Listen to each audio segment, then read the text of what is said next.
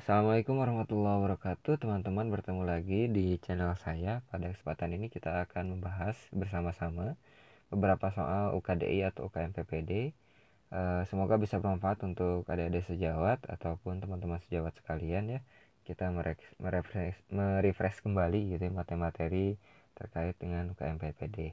Dan bagi siapapun yang menonton video ini, apapun profesinya, jika Anda tertarik, kemudian terutama untuk tenaga medis, silahkan ya, semoga bisa bermanfaat. Jangan lupa untuk mendukung channel ini dengan cara mensubscribe channel ini. Semoga dengan seperti itu membuat kami lebih bersemangat gitu ya untuk membahas soal-soal di channel ini.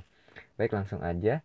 Soal yang pertama, seorang laki-laki tuan H 30 tahun datang ke IGD dengan keluhan terjadi pembesaran pada kantung buah zakarnya. Oke, terus digaris bawahi ya. Perlu digarisbawahi bahwa keluhan dari si laki-laki ini adalah pembesaran pada kantung buah zakar ya. Tidak ada nyeri, nah ini perlu menjadi catatan, dan gangguan seksual ya.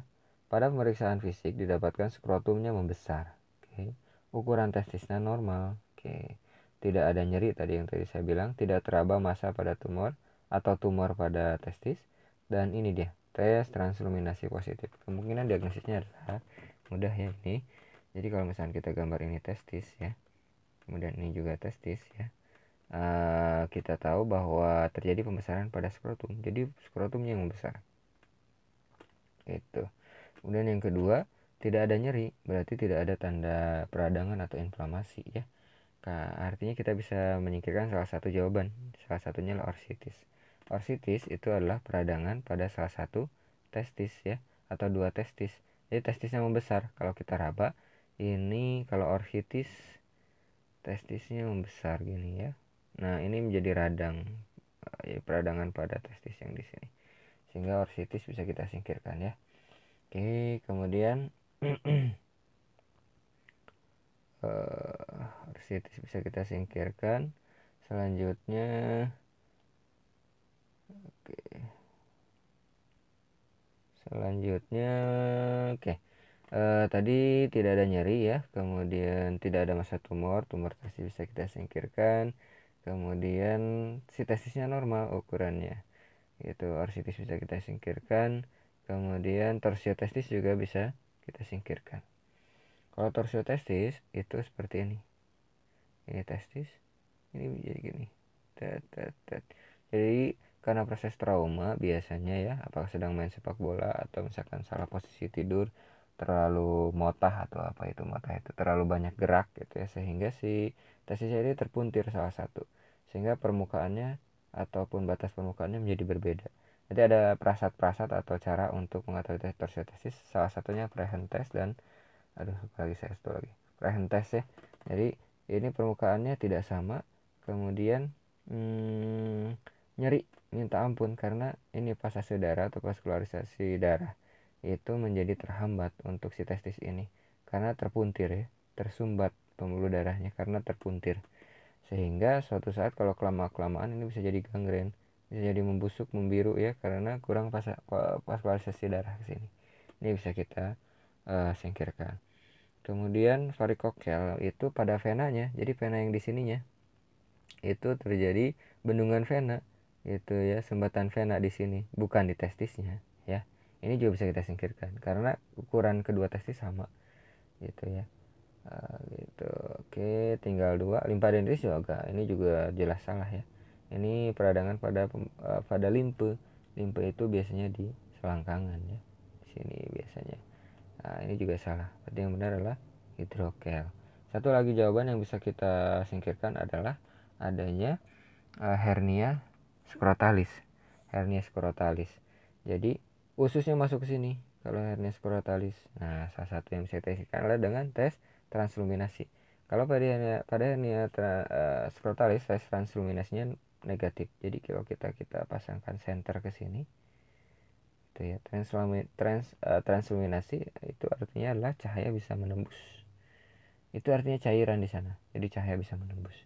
Tapi kalau negatif berarti cahaya tidak bisa menembus. Dan kalau pakai auskultasi, pakai stetoskop, kita bisa kedengaran bunyi usus di sini. Itu kalau hernia skrotalis. Kalau hidrokel transluminasinya positif ya, bisa tembus. Jadi jawabannya adalah hidrokel ya. Seperti itu kawan-kawan. Oke, ini jawabannya adalah hidrokel ya, yang A. Oke, next kita ke soal nomor 2.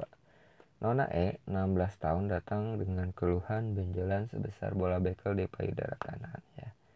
Oke, jadi ada Nona E datang dengan keluhan benjolan sebesar bola beker di payudara kanan. Jadi kalau kita medis biasanya gambar biasanya sih gambar seperti ini. Jadi ini payudara ya, kiri kanan. Ya, ini garis tengah seperti garis yang ini ya, untuk memberikan kuadran gitu. Nah, dibilang di payudara kanan berarti yang sini ya. Ini dextra ya, ini di sini stra ya. Benjolan cuma nggak disebutin benjolannya di mana. Taruhlah di sini benjolannya. Tuh ya. Benjolan di sebelah kanannya. Benjolan sudah dirasakan sejak 1 tahun ini. Ukuran dari benjolan dirasa tidak banyak berubah. Tidak banyak berubah. Berarti progresivitasnya berkurang ya. Kita bisa lebih mengarahkan ke bukan CA. Karena kalau CA progresivitasnya sangat tinggi. Dalam 1 bulan 2 bulan bisa membesarnya sangat cepat. Tidak ada bengkak, kita juga bisa mengeliminasi adanya suatu proses peradangan ya. Kalau jawaban di sini ya bisa kita eliminasi ini. CA juga bukan karena tidak progresif ya. Tidak ada nyeri ya, jelas ya. Bukan mastitis, bukan CA mamae ya. Abses juga bukan karena tidak ada sakit. Abses itu nanah ya. Kalau nanah pasti ada nyeri gitu karena sebelum terjadi nanah proses peradangan, habis itu kuman-kumannya bekerja di sana, kemudian proses kotoran kuman dan segala macamnya menyebabkan nanah. Tuh, tidak ada nyeri, tidak ada luka ya. Ini juga bisa kita CA ya, bukan gitu karena biasanya CA sering menimbulkan luka, artinya ulkus ya. Warna benjolan tidak merah. Ini juga bukan proses peradangan. Gitu. Pasien datang baru periksa karena akan menikah dan takut jika tersebut berdampak pada kesehatannya di masa depan. Gitu, biasanya akan datang. Diagnosis pasien tersebut lah antara 2 fibroadenoma atau kista dermoid ya. Biasanya kalau fibroadenoma itu pada wanita usia muda ya, 16 tahun, 18, 20 sekian gitu, dan juga kenyal ya. Ya, ini lebih ke FAM ya. Kalau kista dermoid itu lebih ke kista ya, lebih ke kistik nantinya, isi cairan ya, bukan padat. Kalau ini padat kenyal, kalau kista itu kistik isi cairan ya. Ada fluktuasi tapi bukan abses. Oh ya, salah satu untuk menyingkirkan abses dengan tes fluktuasi ya, fluktuasi namanya, fluktuasi. Jadi tangan kita, 2 jari tangan kita tempelkan, terus kita tekan bergiliran ya, kiri kanan kiri kanan. Kalau dia nyoy kiri kanan itu ada fluktuasi. Kalau dia nggak bisa berarti keras konsistensinya ya, lebih ke fibroadenoma. Dan pada usia muda tidak menunjukkan tanda pada adanya inflamasi atau peradangan dan juga bukan tanda-tanda CA. Ini adalah FAM, fibroadenoma mamae. Jawabannya adalah C ya. Jawabannya adalah C ya. Oke, lanjut soal nomor 3. Nyonya E 36 tahun pas melahirkan 7 hari yang lalu dan keluhan demam disertai payudara kiri membengkak. Oke. Ini ya, pas melahirkan ya dengan keluhan demam dan payudara kiri membengkak ya. Kalau ini dextra, ini sinistra, taruhlah ini membengkak ya. Gitu ya. Membengkak dan terasa nyeri. Oke, ada proses peradangan ya, terasa sakit. Tampak payudara kemerahan, nih jelas peradangan. Jadi kita bisa memikirkan ini karena ini bukan proses peradangan. Ini juga bukan ya. Oke. Kemudian edema dan nyeri pada perabaan, mau dipalpasi nyeri. Sebagian permukaan payudaranya teraba keras ya. Tapi tidak dijumpai adanya fluktuasi. Tidak ada fluktuasi, berarti abses kita coret. Kalau abses pasti ada fluktuasi. Nyoi lah. Nyoi nanah, nah itu abses ya. Berarti antara dua jawabannya CA dan mastitis ya. Ini jelas mastitis karena CA juga tidak ada tanda peradangan ya. Oke, berarti mastitis peradangan pada payudara disebabkan karena pengeluaran ASI. Ini kan pas melahirkan ya, cocok nih ya, pengeluaran ASI yang terhambat atau kurang bagus itu sehingga menyebabkan abses di sana, penumpukannya menjadi abses di sana. Namanya adalah mastitis ya. Mastitis bukan abses ya, mastitis peradangan itu aja, karena proses pengeluaran ASI yang tidak lancar. Ini ASI yang membengkak, sehingga pada ibu-ibu hamil, ibu melahirkan yang bekerja gitu, walaupun dia tidak bisa melakukan ASI secara langsung, dia wajib mengeluarkan ASI lewat diperas ya, lewat alat mekanik atau manual, sehingga tidak terjadi penumpukan air susu di payudara. Nah, itu yang menyebabkan mastitis. Oke, jawabannya adalah yang A ya. Oke, soal nomor 4. Nyonya E, 46 tahun, datang dengan keluhan penurunan kesadaran. Wow, ini pasien khas IGD banget ya, datang-datang tidak sadar. Menurut keluarga, pasien memiliki riwayat DM terkontrol. Ini perlu digarisbawahi. Jadi pasiennya ibunya nggak sadar, udah kita cek rangsang segala macam, GCS-nya sudah bisa kita tentukan, penurunan kesadaran, langsung cek tensi, cek GDS sambil di anamnesis ibu. Yang paling gampang itu cek tensi sama GDS itu aja dulu. Kalau cek pemeriksaan yang lain kan membutuhkan waktu ya. Tensinya gimana, tinggi atau enggak? Tinggi, ada kemungkinan stroke misalkan gitu ya. Kemudian ada riwayat gula, cek gulanya. Kalau tensinya bagus, seperti yang ini tensinya bagus ya, 110/70. Anamnesis, ada cek gula, oke. Jangan-jangan ini satu, berarti kan takutnya adalah KAD atau Kak Hong ya, penurunan kesadaran karena hiperglikemia, atau bisa jadi ini adalah hipoglikemi ya, turun ngedrop gitu. Kalau tensi aman kemungkinan ini. Ternyata setelah dianamnesis ada ini minum metformin sama glibenclamid ya. Sudah 2 hari ini pasien tidak mau makan karena penyakit mah pasien yang kambuh. Ya udah nggak mau makan, obat DM-nya terus diminum, terutama yang glibenclamid. Sudah jarang sih sekarang mau pakai glibenclamid gitu ya, lebih ke glimepiride. Glibenclamid itu lebih gampang sekali menurunkan gula darah. Oke, TTV masih dalam batas normal nih. Lihat nih. Nadinya juga masih normal ya, RR masih normal. Berarti belum ada kemungkinan gangguan metabolik ya. Gitu. Dan ternyata ya, boom, GDS-nya 50. Apa yang kita lakukan pertama kali? Oh, jelas ya. Ini mah berkaitan dengan hipoglikemi, protap hipoglikemi. RL hidrasi belum harus ya. Kemudian intubasi dengan ET, ini bukan penurunan kesadaran karena yang lain gitu ya, bukan karena, dan bukan sito harus menyelamatkan napas gitu, karena napasnya masih bagus gitu. Bisa jadi sih asitosis metabolik misalkan gitu, karena DM yang terlalu tinggi, KAD atau HONG yang tidak tertangani sehingga terjadi keasaman dalam tubuh gitu ya, itu harus diintubasi misalkan. Tapi ini belum yang harus, karena ini masih stabil ya, tetapnya masih stabil, cuma penurunan sadaran aja. Air pencarian tes juga bukan, ini bisa kita gunakan untuk pasien-pasien shock ya, untuk penanganan awal, menyingkirkan apakah ini shock hipovolemik atau bukan, atau lebih ke shock yang lain. CT scan untuk menyingkirkan stroke, oke, boleh ini dilakukan asal kondisi stabil. Tapi ini nggak stabilnya ini permasalahannya di GDS-nya low. Kalau kita terus tidak melakukan aksi untuk menaikkan GDS, maka bisa terjadi hipoglikemi yang berlanjut menyebabkan kerusakan di semua organ. Jadi yang benar adalah ini ya, protap hipoglikemi dengan masukan D40%, 2 flash bolus IV. Observasi 1 jam 2 jam sambil diinfus dengan dextro 10% biasanya.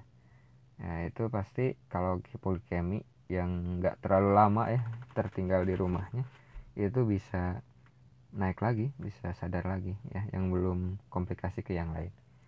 Ini lebih ke hipoglikemi ya kawan-kawan. Oke.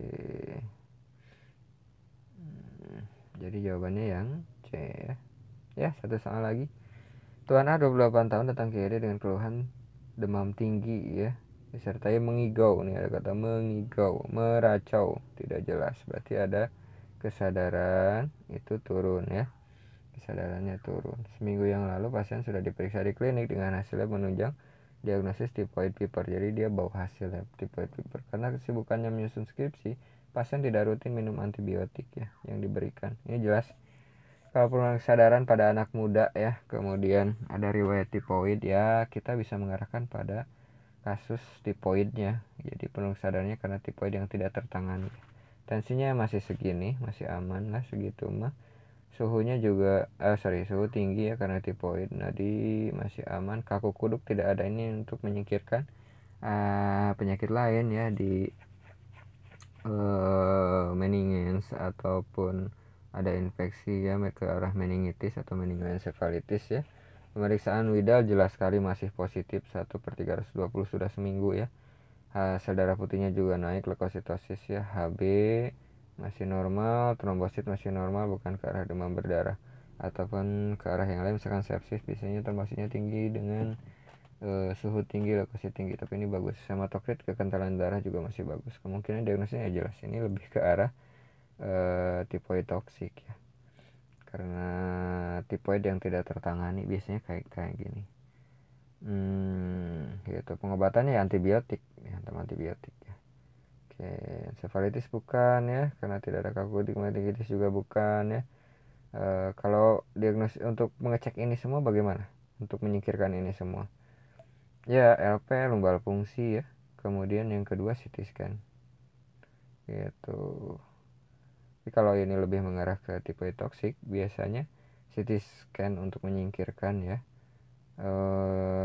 Sama kalau kita sudah yakin tidak ada kaku kuduk mengarah ke dua ini, ya udah antibiotik. Tapi kalau ada ngarah kedua ini juga ya tetap di LP lumbal fungsi untuk menyingkirkan kedua ini. Dan dari pemeriksaan sebenarnya udah bisa kita ini gitu kan, bisa kita arahkan ya. Jadi ini lebih ke tipe toksik ya, bukan DHF atau DSS. Itu terlalu jauh ya. Jadi jawabannya adalah yang A. Oke teman-teman ya, ini soal terakhir ya, semoga bisa bermanfaat untuk teman-teman semua. Jangan lupa untuk mendukung channel ini dengan subscribe channel ini ya. Semoga bisa rutin kita bahas soal bersama-sama ya. Semoga ada manfaatnya dari pembahasan ini. Terima kasih. Assalamualaikum warahmatullahi wabarakatuh.